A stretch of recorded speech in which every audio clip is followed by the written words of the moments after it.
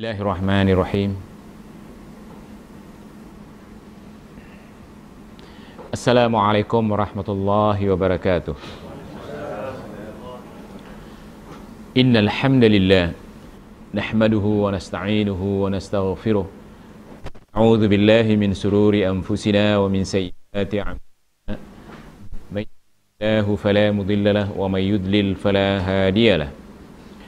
وأشهد أن لا إله إلا الله وحده لا شريك له وأشهد أن محمدا عبده ورسوله يا أيها الذين آمنوا اتقوا الله حق تقاته ولا تموتن إلا وأنتم مسلمون يا أيها الناس اتقوا ربكم الذي خلقكم من نفس واحدة وخلق منها زوجها وبث منهما رجالا كثيرا ونساء واتقوا الله الذي تساءلون به والأرحام إن الله كان عليكم رقيبا يا أيها الذين آمنوا اتقوا الله وقولوا قولا سديدا يصلح لكم أعمالكم ويغفر لكم ذنوبكم ومن يطع الله ورسوله فقد فاز فوزا عظيما أما بعد فإن أصدق الحديث كتاب الله عز وجل وأحسن الهدي محمد صلى الله عليه وسلم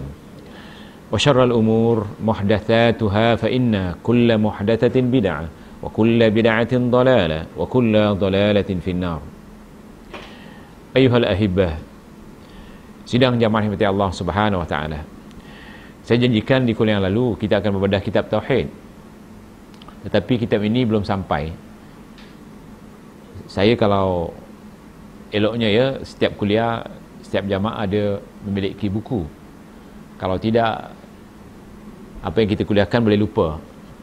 Ini sesuai dengan sabda Rasulullah, qayyidul ilm bil kitabah atau bil kitab. Tambat dan peliharalah ilmu kamu itu dengan kitab atau tulisan. Jadi oleh kerana buku itu belum ada, malam ni saya akan membedah hukum wanita haid atau berhadas besar duduk di dalam masjid, dan hukum laki-laki dan wanita berhadas kecil atau besar membaca Al-Quran. Waalaikumsalam.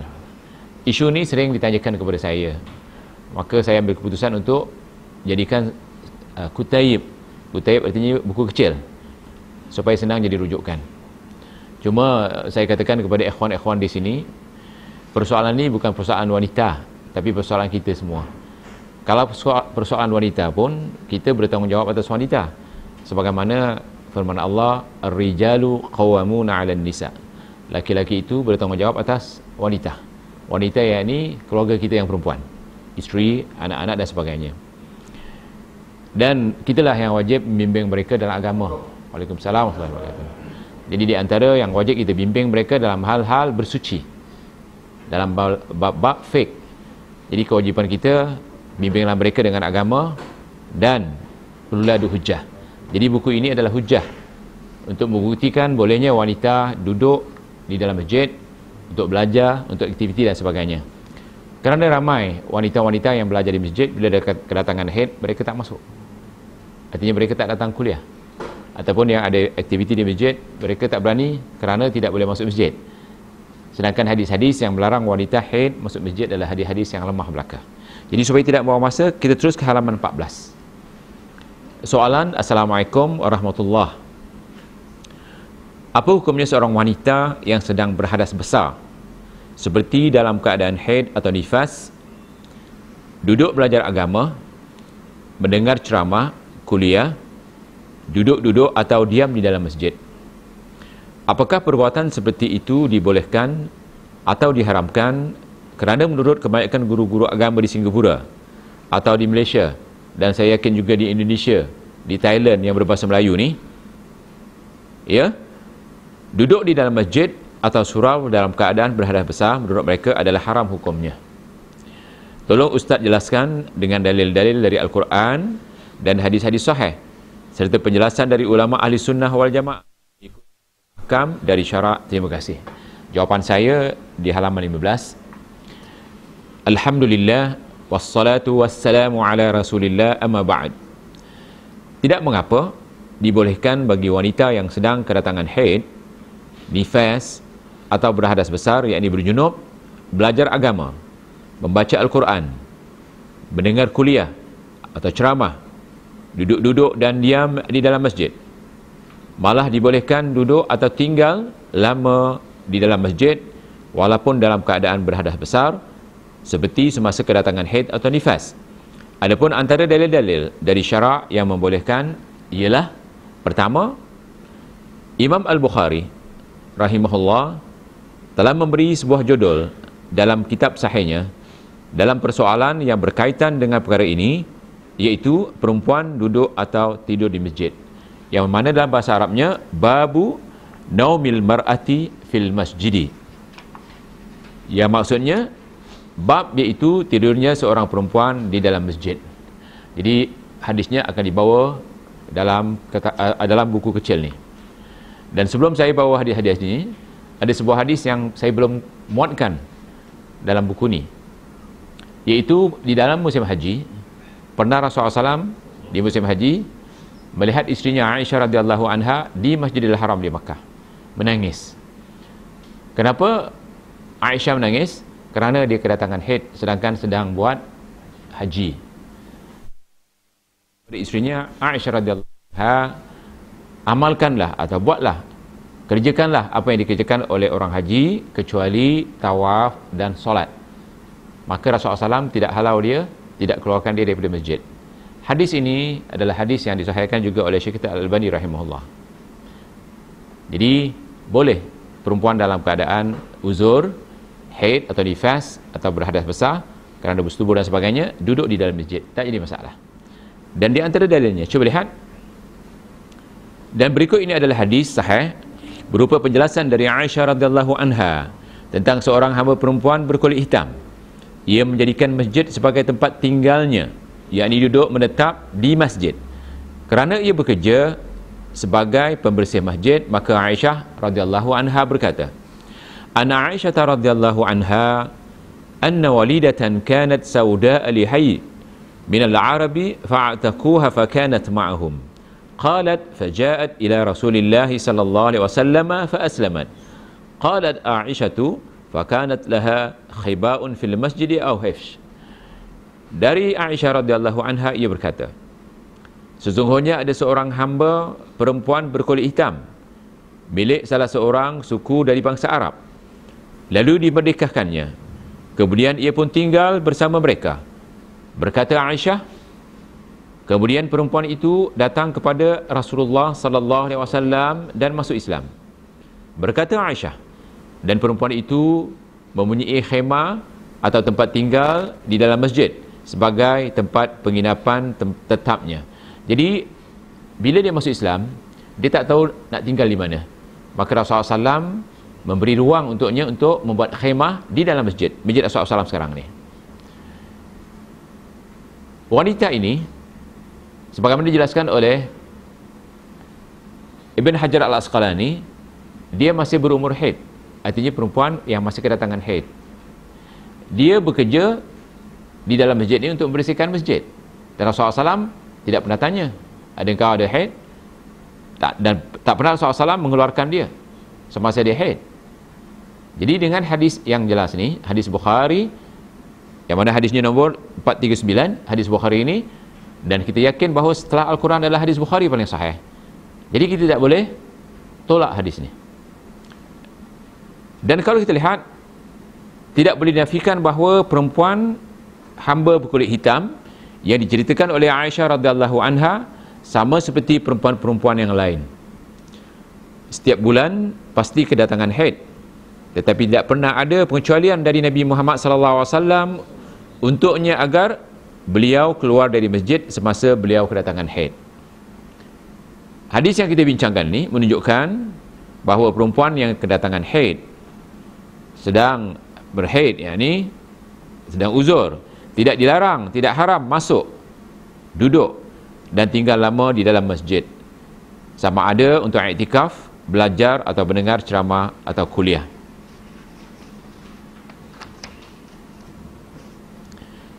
Malah hadis yang kita bincangkan tadi dikuatkan dengan sebuah hadis lagi. An Abi Hurairah radhiyallahu anhu anna rajulan aswad aw imra'atan sauda kana yaqummul masjid famat fasa'ala an-nabiy sallallahu alaihi wasallam anhu faqalu mat qala afala kuntum adantumuni bih dulluni ala qabrih atau qala qabriha fa'ata qabrahu fasalla alaih. Dari Abu Hurairah radhiyallahu anhu, beliau berkata bahwasanya ada seorang laki-laki berkulit hitam atau seorang perempuan berkulit hitam yang bekerja membersihkan masjid telah meninggal. Lalu Nabi SAW bertanya tentang perempuan tersebut. Mereka berkata, ia telah meninggal. Baginda bersabda, mengapa kamu tidak memberitahu kepadaku berkenaan kematiannya? Tunjukkanlah kepadaku kuburnya. Lalu baginda pergi ke kubur laki-laki tersebut atau perempuan tersebut, kemudian baginda bersolat untuknya. Dengan hadis ini membuktikan kita boleh solat di kuburan. Tetapi yang boleh solat di kuburan hanya sembahyang mayat, sembahyang jenazah. Adapun sembahyang-sembahyang lain di kuburan tidak boleh, seperti sembahyang sunnah, sembahyang wajib, tidak boleh. Sebab sembahyang jenazah tidak ada rukuk dan tidak ada sujud. Dan begitu juga walaupun orang tu sudah dikebumikan, kita boleh solatkannya, terutama kalau dia belum disolatkan. Jadi kalau katakan kita nak solatkan di kuburan, boleh, insya-Allah. Dan ingat, hanya boleh sembahyang di kuburan, sembahyang jenazah sahaja, selainnya tidak boleh. Ya? Ya. Ada berapa lama Ustaz yang kita boleh kalau belum disolatkan, selagi belum disolatkan. Kalau dah solatkan? Dah solatkan cukuplah. Kalau kita tak solatkan, Kalau nak solatkan tak jadi masalah. dia tak ada had berapa lama? Sebenarnya tidak ada. Sebenarnya tidak ada. Tetapi janganlah dah setahun pun kita nak solatkan. Cukuplah ya pada hari itu. Kerana pada hari itu Rasulullah SAW masih izinkan. Dan Rasulullah SAW tentang wanita yang meninggal ni, kita tidak diberitahu berapa hari. Dijelaskan dalam syarahnya, wanita ini tidak disembayangkan. Berapa hari kita tidak tahu. Tapi selagi tidak sembayangkan, sebab menyalatkan sembayang jenazah hukumnya fardu kifayah. Siapa yang tak solatkan, orang yang tahu, maka semua berdosa. Kalau satu orang saja solatkan seperti Nabi Muhammad solatkan, maka yang lain lepas dosanya. Ingat dia, menguruskan jenazah fardu kifayah, mensolatkan jenazah fardu kifayah. Kalau satu kampung tidak mensolatkan, semua berdosa. Jadi solatkan kalau tidak disolatkan, dan tidak ada waktu had yang tertentu untuk mensolatkan kalau belum disolatkan. Kemudian oleh kerana tidak ada larangan dari Nabi Muhammad SAW untuk hamba itu tinggal menetap lama di dalam masjid, walhal sudah dimaklumi setiap perempuan pasti kedatangan haid setiap bulan. Namun tidak ada pengecualian dari Nabi SAW agar beliau keluar semasa kedatangan haid. Malah tidak pernah ada perintah agar hamba ini keluar semasa kedatangan haid. Nukilan ini saya ambil daripada kitab yang ditulis oleh Fathul Bari yang mensyarahkan hadis Bukhari tentang hadis yang saya baca tajuknya tadi, nombornya 458 oleh Ibn Hajar Al-Asqalani. Maka dengan kenyataan ini amat jelas bahawa tidak ada larangan, yakni tidak haram bagi perempuan yang berhadas besar dan kedatangan haid untuk duduk belajar atau mendengar ceramah di dalam masjid. Jadi faham ya? Okey, mungkin orang minta lagi dalilnya. Dalil seterusnya yang kedua ataupun yang ketiga, kalau ikut hadis, urutan hadis, Rasulullah SAW pernah menyuruh Aisyah radhiyallahu anha masuk ke dalam masjid yang mana beliau sedang dalam keadaan berhaid. Sedangkan baginda tahu hal keadaan Aisyah radhiyallahu anha sebagaimana kenyataan dari hadis sahih yang datangnya daripada Aisyah. Anna Aisyah radhiyallahu anha qalat, qala li Rasulullah sallallahu alaihi wasallam, nawilinil khumrata minal masjid, faqultu inni haid. Faqala Rasulullah sallallahu alaihi wasallam, inna haidataki laysat fi yadiki. Dari Aisyah radhiyallahu anha berkata, Rasulullah SAW bersabda kepadaku, ambilkanlah untukku sehelai sejadah, yakni sejadah kecil untuk alas sujud. Ya sunnah ya, kita menggunakan seperti itu. Aku berkata, sesungguhnya aku sedang haid, kata Aisyah radhiyallahu anha. Maka Rasulullah SAW bersabda, sesungguhnya haidmu itu bukan di tanganmu. Artinya, pergilah ambil. Jadi boleh masuk masjid, boleh masuk masjid. Jadi dengan hadis yang saya jelaskan tadi, pertama hadis tentang Aisyah duduk di dalam Masjidil Haram dalam keadaan haid, sedangkan dia sedang kerjakan haji, Rasulullah SAW tak suruh keluar. Dan hadis tentang wanita yang menetap di masjid sampai dia meninggal. Dan apabila Rasulullah SAW menyuruh Aisyah radhiyallahu anha mengambil sejadah kecil di dalam masjid. Dan banyak lagi hadis, kalau kita nak muatkan, cukuplah hadis ini, hadis yang sahih yang membuktikan bolehnya wanita duduk dalam masjid dalam keadaan apa sekalipun. Saya pernah melihat di Singapura, di sebuah masjid, seorang wanita berpayung tapi kakinya dah basah, sepatunya dah basah. Kenapa? Ditunggu suaminya sembahyang di masjid. Jadi saya katakan, puan masuk, saya uzur katanya. Fahamlah kalau uzur tu haid.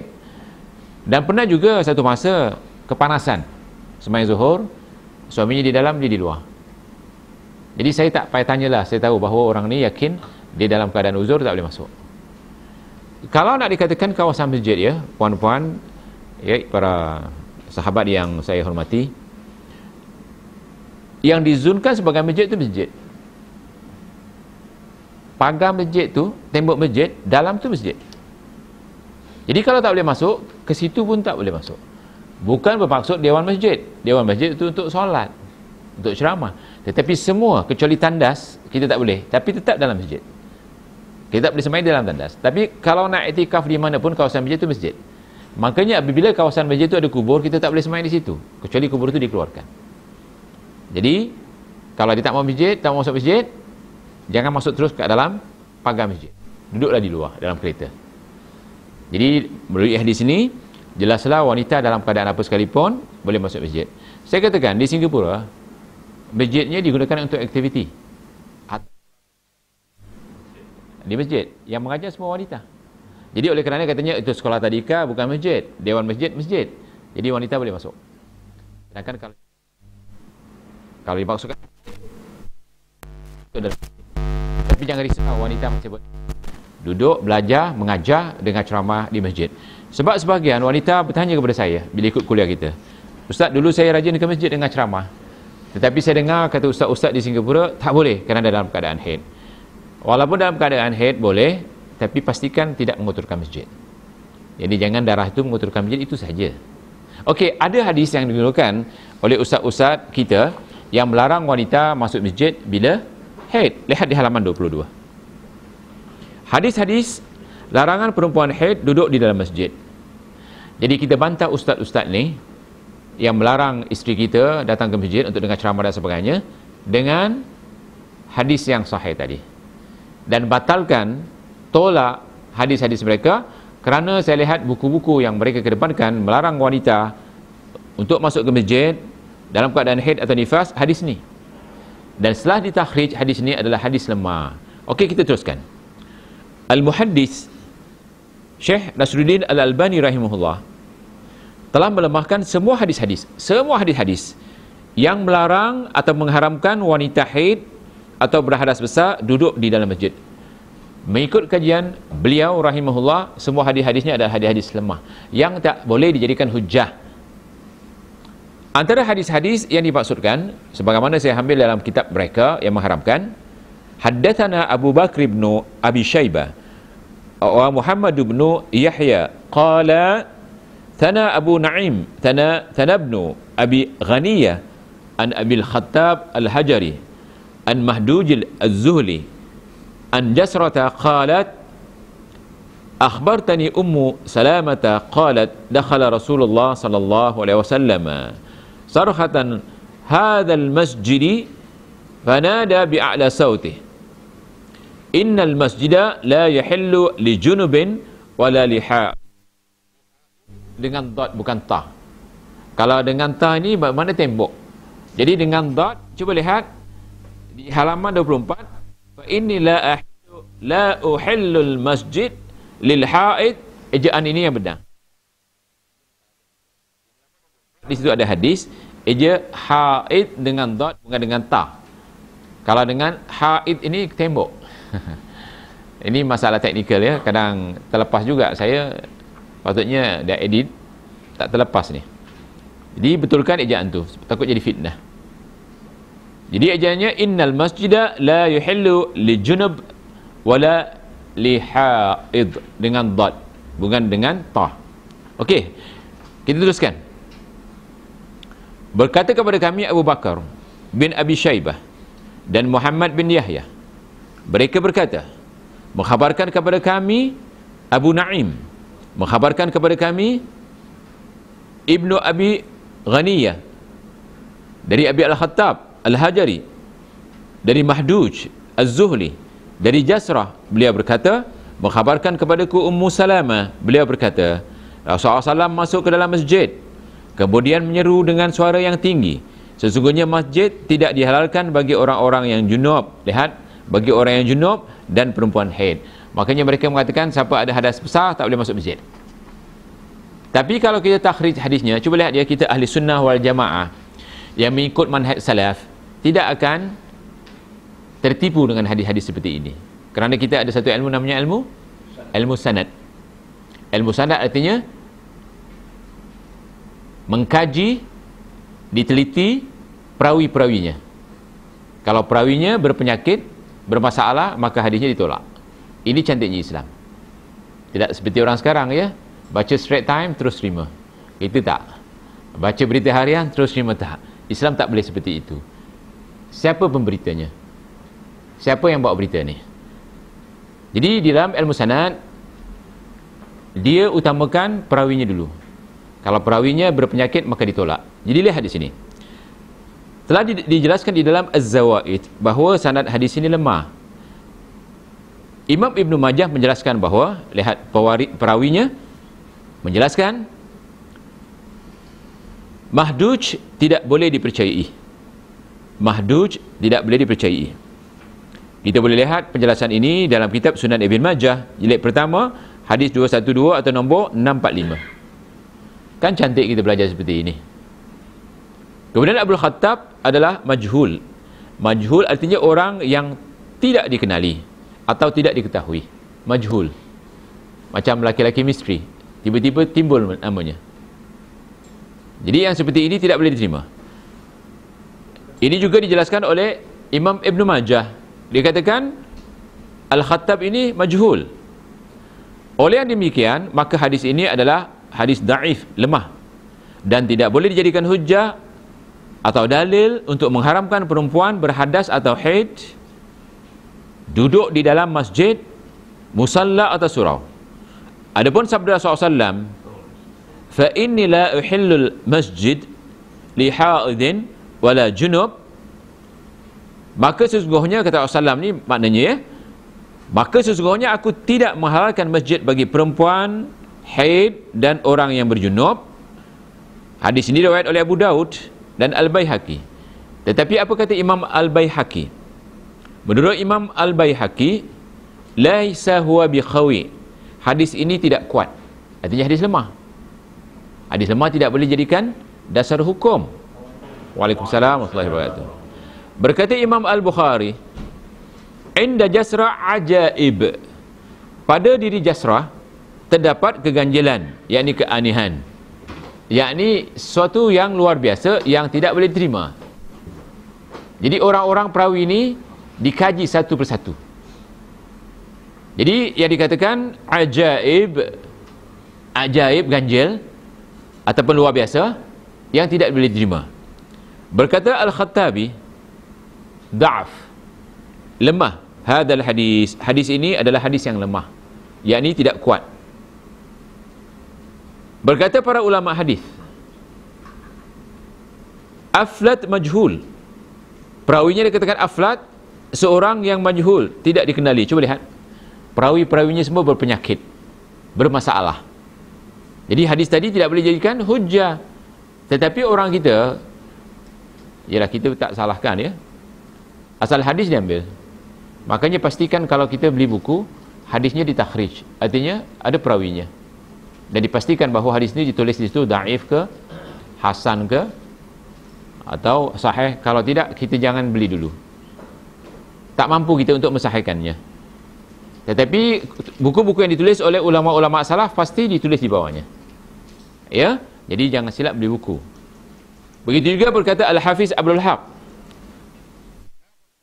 yuthbit, hadis ini tidak sabit, tidak kuat jalur sanadnya, tidak sabit, goncang.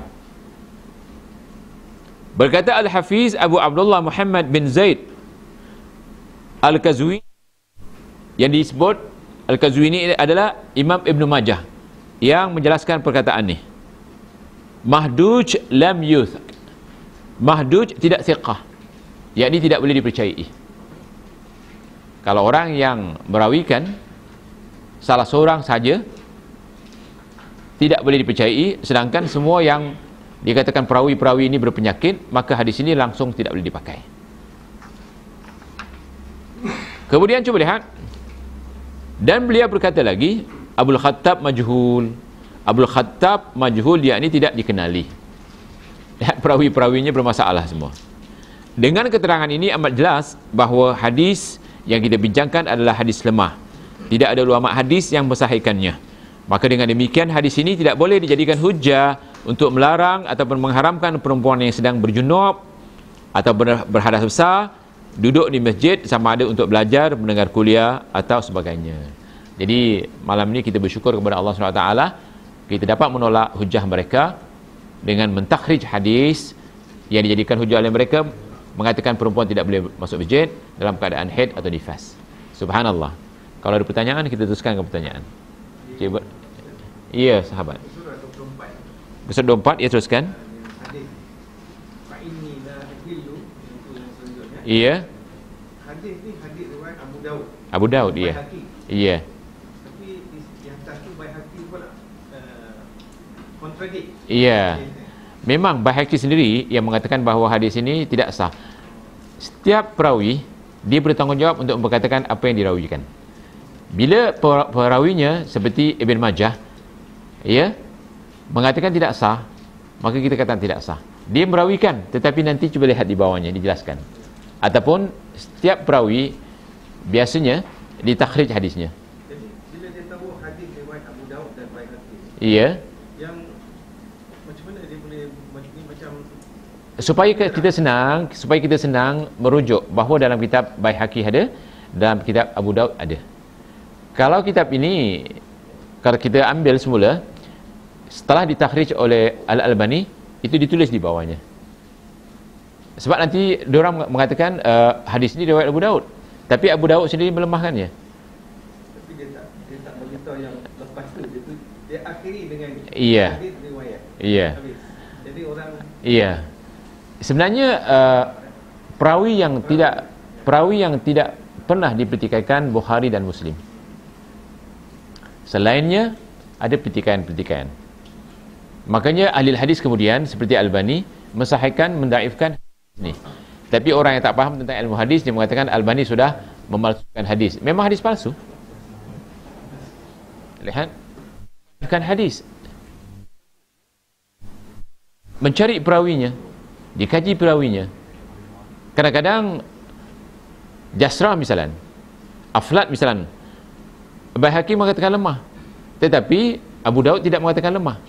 Begitu juga Ibn Majah mengatakan dia ini lemah, Abu Daud tidak jumpa. Begitu juga Imam Bukhari. Ini orang yang tak boleh dipercayai. Katakan kenapa jadi seperti itu?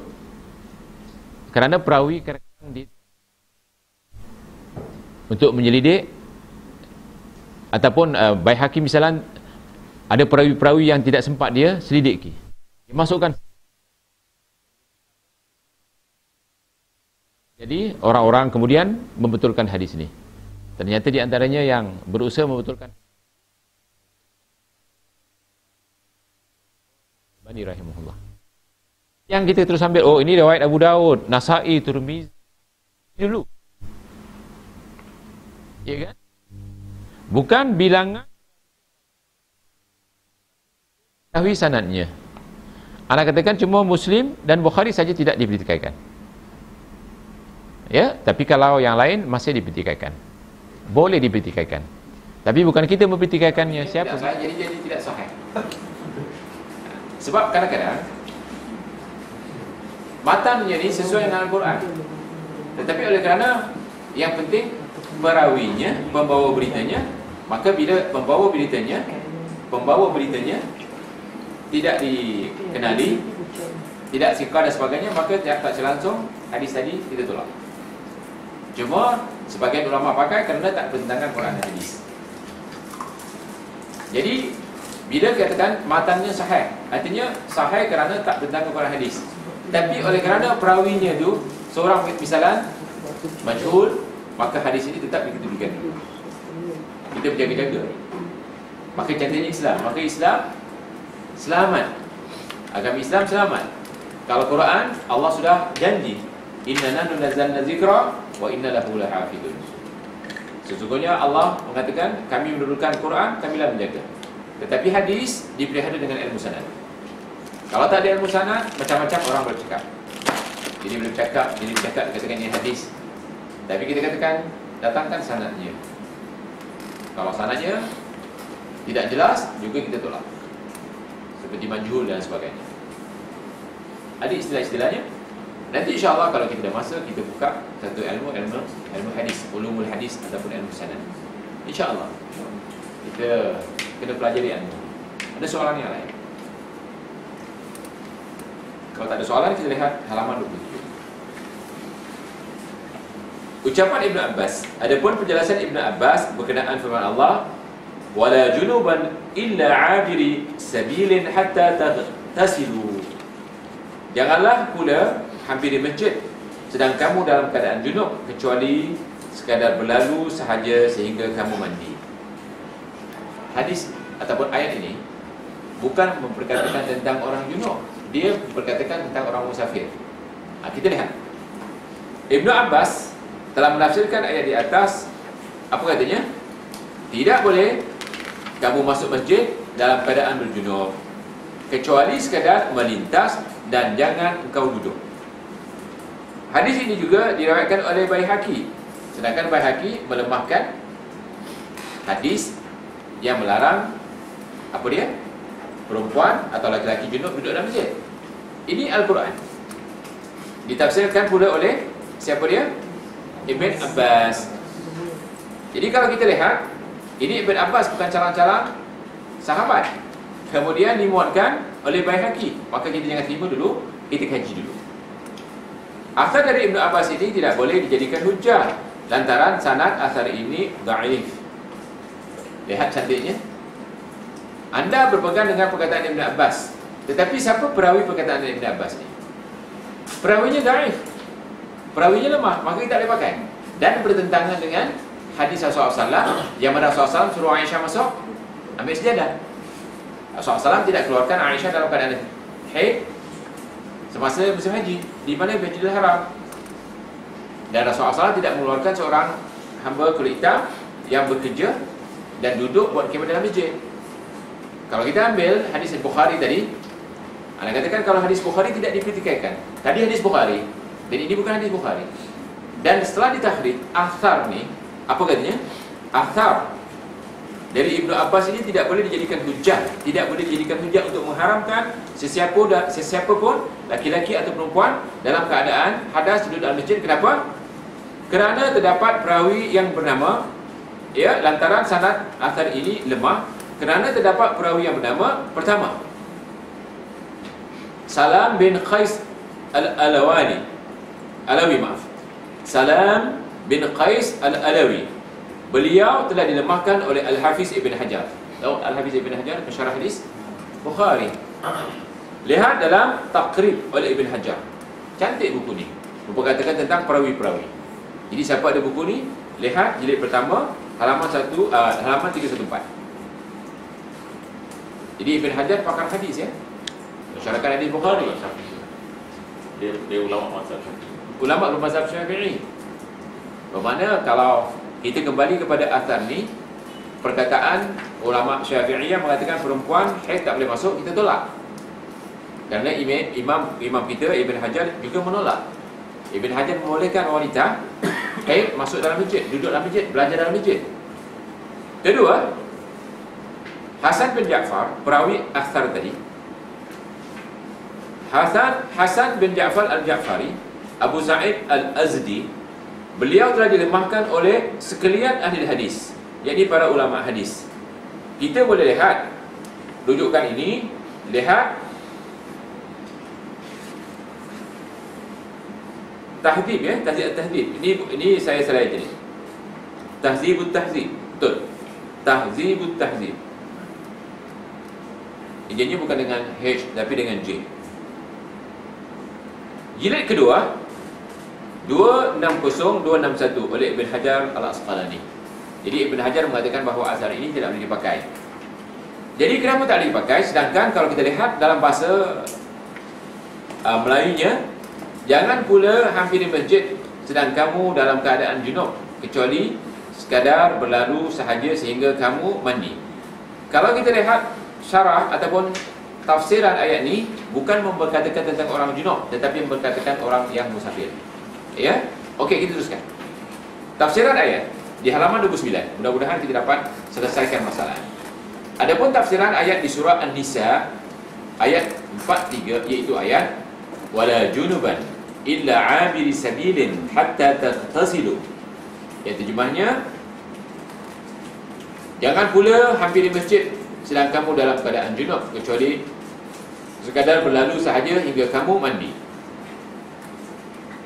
Maka mengikut para ulama tafsir, sebagaimana yang telah ditafsirkan oleh Ali bin Abi Talib, Ibn Jarir, Ibnu Kathir, Imam Suyuti dan selain mereka, bahawa lihat, kita ada dua ulama, satu ulama hadis dan satu ulama tafsir, tapi keduanya tidak bercanggah. Turunnya ayat ini berkaitan dengan orang musafir, bukan turunnya berkaitan tentang orang junub. Bukan berkaitan dengan orang junub, yakni bukan diturunkan untuk memberkatakan tentang orang junub. Lihat dalam tafsir Ibn Kathir. Dan dari Mujahid pula beliau berkata, Al-Mujahidin qala musafirina la yajiduna ma fatayammamuna sa'idan tayyiba. Ayat ini turun kepada musafir yang tidak kedapatan air, kemudian bertayamum dengan debu yang bersih, sehinggalah mendapat air barulah mereka mandi. Yang ini berkatakan tentang orang musafir yang berjunub, maka disuruh bertayamum. Dan tayamumnya senang. Kalau tak ada air, dinding-dinding masjid ataupun lantai ini boleh jadikan debu bertayamum. Bukan susah sangat. Nanti kita tunjukkan bagaimana bertayamum. Ingatkan saya, Cik Farhan ya? Sebelum menutup nanti tunjukkan bagaimana cara tayamum. Jika diteliti semua tafsir-tafsir tentang ayat di surah An-Nisa, yakni abiri sabil, maka yang lebih rajih ialah ia memberi makna, ia bermaksud orang yang musafir, orang yang berjalan jauh. Jadi cerita pasal orang musafir, bukan cerita pasal junub. Bukan bermaksud melewati masjid atau sekadar berlalu sahaja. Bukan itu maksudnya. Dengan keterangan dan penjelasan ini membuktikan bahawa orang yang berjunub, termasuklah perempuan yang sudah junub, yang sedang junub, seperti yang sedang kedatangan haid, boleh duduk, belajar dan diam di dalam masjid. Malah lebih jelas lagi dengan apa yang dikatakan oleh Aisyah radhiyallahu anha kepada Rasulullah SAW apabila baginda memerintahkan Aisyah agar masuk ke dalam masjid sedangkan beliau sedang haid, sebagaimana dapat dipahami dari hadis Rasulullah SAW, inni haid, kata Aisyah. Faqala Rasulullah SAW, inna haidataki laisa fi yadiki. Kata Aisyah, ya, sesungguhnya aku sedang haid. Maka Rasulullah SAW bersabda, sesungguhnya haidmu bukan berada di tanganmu. Begitu juga hujah kami seterusnya. Qalat Aisyah, fakanat laha khiba'un fil masjid aw hifz. Hamba perempuan yang diceritakan tadi mempunyai khemah kecil di dalam masjid, iaitu sebagai tempat tinggalnya. Jadi bagaimana boleh bertentangan dengan Al-Quran sedangkan itu hadis-hadis Bukhari? Ini bermakna bahawa yang dikatakan tentang ayat dalam surah An-Nisa tadi, wala junuban illa abiri sabil hatta tattasilu, bukan memperkatakan tentang orang junub, tapi memperkatakan orang musafir. Itu teruskan. Ada soalan. Teruskan ya. Yang orang musafir itu orang musafir biasa atau orang musafir berjunub? Yang Orang- tak boleh melalui masjid. Orang musafir berjunub, kemudian sebaiknya dia tayamum dulu sebab dia nak solat kalau tidak ada air. Itu cerita pasal orang musafir yang junub, kalau tak dapat air maka dia tayamum. Itu ceritanya. Ulang lagi sekali. Ceritanya sebagaimana dijelaskan oleh Ibn Kathir, Ibn Jarir At-Tabari, ayat dalam surah An-Nisa tadi memerintahkan orang yang musafir kalau tak ada air, jangan masuk masjid dulu, tayamum dulu. Cerita pasal musafir, bukan cerita pasal junub. Ditakdirkan kita musafir junub, lebih baik kita jangan masuk masjid dulu, kita tayamum dulu, kemudian baru masuk masjid. Tapi kalau tak ada urusan, cuma nak lintas kat masjid, tak ada masalah.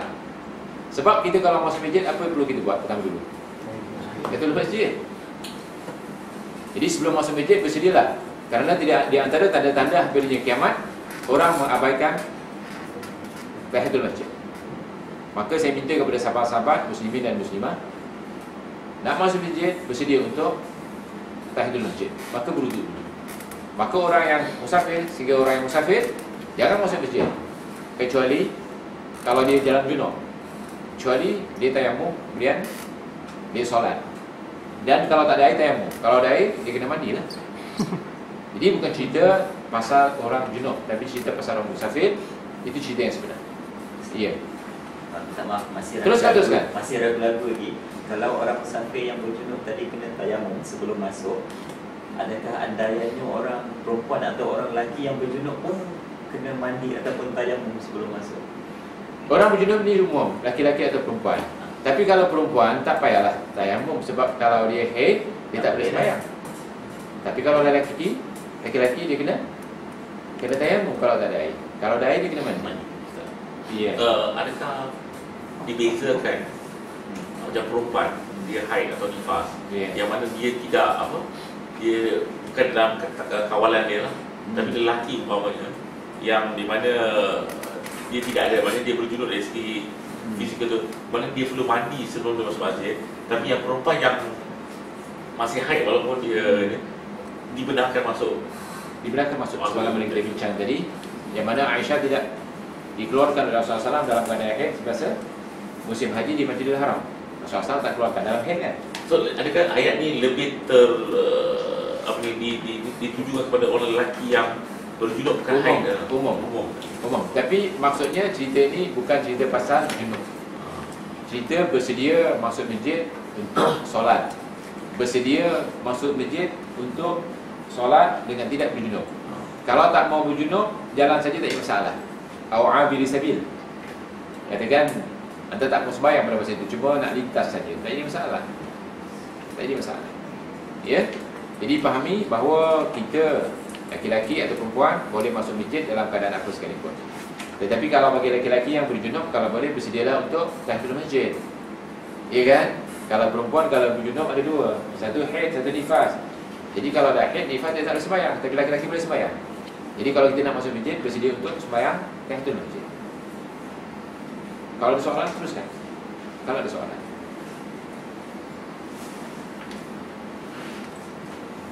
Ada orang family kita, ustaz-ustaz ni tak ada cerita lain, cerita apa dia?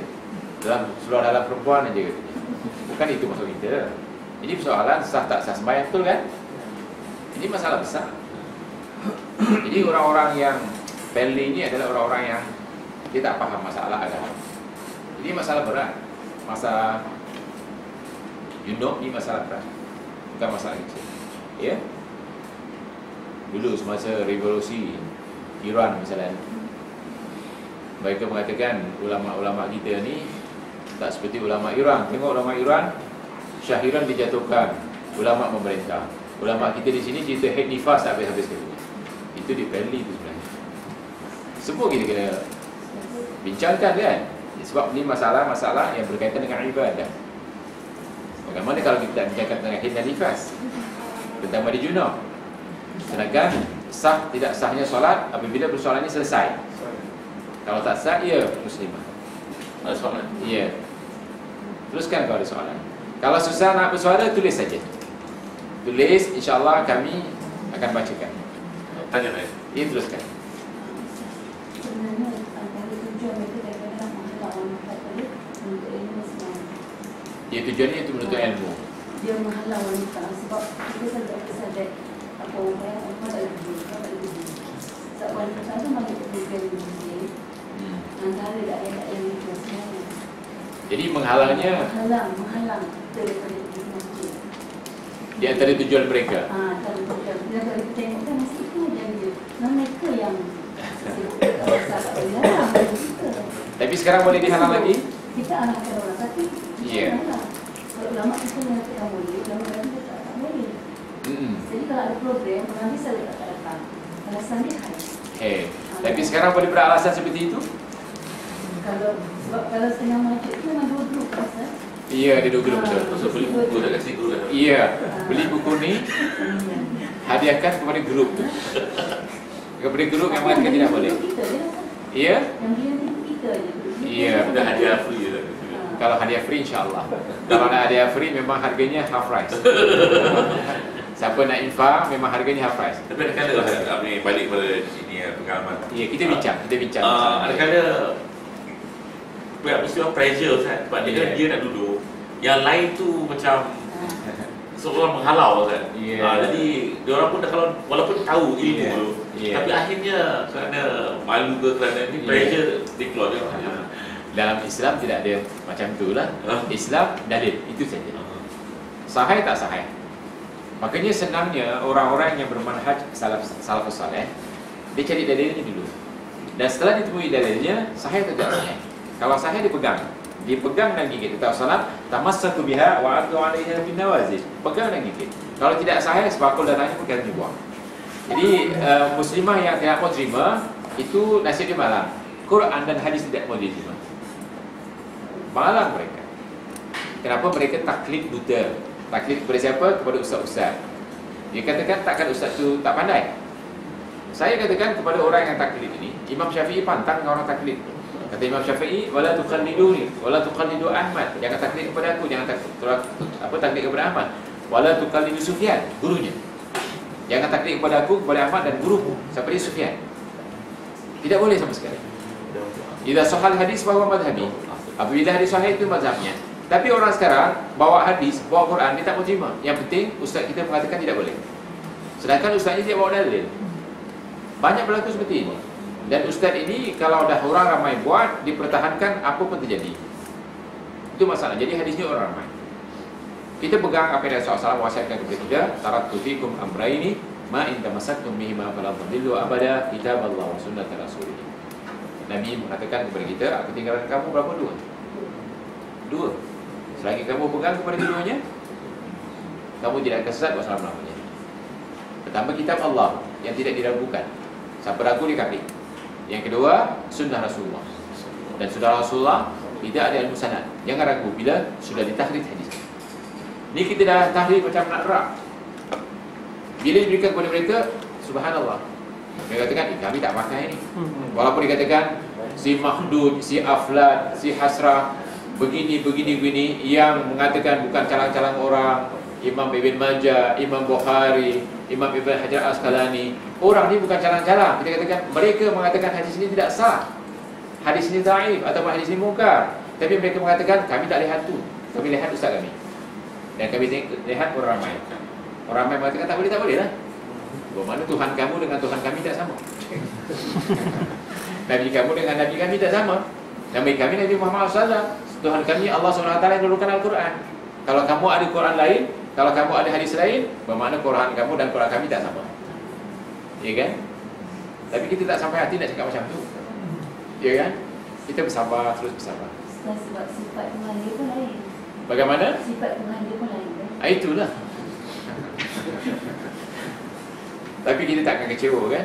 Tujuan kita nak beribadah kepada Allah. Ya, kalau orang nak terima. Kalau orang tak terima, inna lillahi wa inna ilaihi raji'un. Ini dibaca bukan kepada orang yang mati saja. Orang kita kalau dibaca macam tu marah. Orang dah mati hatinya. Apa arti mati hati? Tak boleh terima cahaya ni. Dah mati. Ya, macam lampu ni dah terbakar. Entah taruh kat mana semua tak hidup.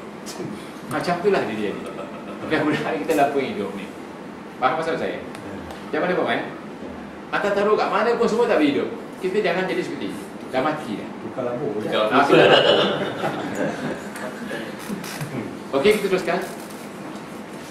Ya, di sini begitu juga jika seorang yang berjunub tidak boleh ataupun haram masuk ke dalam masjid. Ini amat bertentangan dengan hadis-hadis sahih yang lainnya. Banyak lagi hadis yang membolehkan wanita atau lelaki yang berjunub boleh masuk masjid. Banyak hadisnya. Ya, saya tak mau jadikan buku ini tebal. Cukuplah hadis Bukhari, hadis Muslim, itu sudah memadai. Bagi orang beriman satu hadis dah cukup. Ya kan? Yang ini pernah para sahabat membawa seorang tawanan yang belum masuk Islam ke dalam masjid untuk mendapatkan untuk dihadapkan kepada Rasulullah SAW. Sedangkan baginda tidak menghalang mereka, walaupun baginda mengetahui bahawa orang kafir yang dibawa ke dalam masjid tidak pernah mandi hadas. Tertangkap orang kafir. Sahabat macam mana nak hukum? Tak tahu. Diikat di tengah-tengah masjid, di tiang masjid. Rasulullah SAW tahu. Tak pernah Rasulullah SAW keluarkan dia sebab dia tak pernah mandi hadas. Ya kan? Jadi bila Rasulullah SAW datang, baru Rasulullah SAW urus. Takkan sahabat tidak tahu? Ya kan? Malah Rasulullah SAW tidak melarang perbuatan para sahabat mengikat tawanan tersebut di salah satu tiang di dalam masjid, di tengah-tengah masjid. Kemudian cuba lihat sabda Rasulullah SAW, kita ambil bahasa Melayunya supaya dapat menyematkan masa sahabat. Dari Abu Hurairah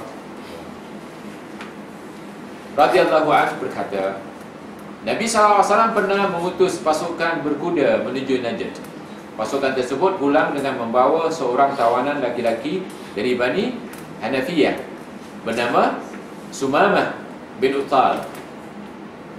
Mereka, yakni para sahabat, mengikatnya di salah satu tiang dari tiang-tiang masjid. Maka Nabi SAW keluar dan berkata kepada mereka, lepaskan ikatan Sumamah. Kemudian dia Sumamah pergi ke pohon kurma yang berdekatan masjid, lalu mandi, kemudian masuk Islam, ya, masuk ke dalam masjid dan terus mengucapkan asyhadu an la ilaha illallah wa asyhadu anna Muhammadar Rasulullah. Sumamah ini dibiarkan diri ditangkap sebab dia nak jumpa Rasulullah SAW. Tapi dia belum masuk Islam. Tentunya dia belum tahu mandi hadas. Tapi setelah dah masuk Islam, Rasulullah SAW suruh mandi. Ini bermakna orang yang masuk Islam bagusnya dia mandi apa? Mandi hadas. Tapi sebelumnya belum mandi hadas dia. Ini bermakna satu daripada hadis yang diriwayatkan oleh Bukhari, diulang dengan berapa nombor? 462, 2422 dan 4372. Hadis Bukhari. Jadi boleh tak orang kafir masuk masjid? Boleh, sebab Rasulullah tak larang. Boleh orang kafir masuk masjid. Kalau orang kafir boleh masuk masjid dalam keadaan seperti itu, apakah orang Islam? Dan kita tengoklah di masjid negara.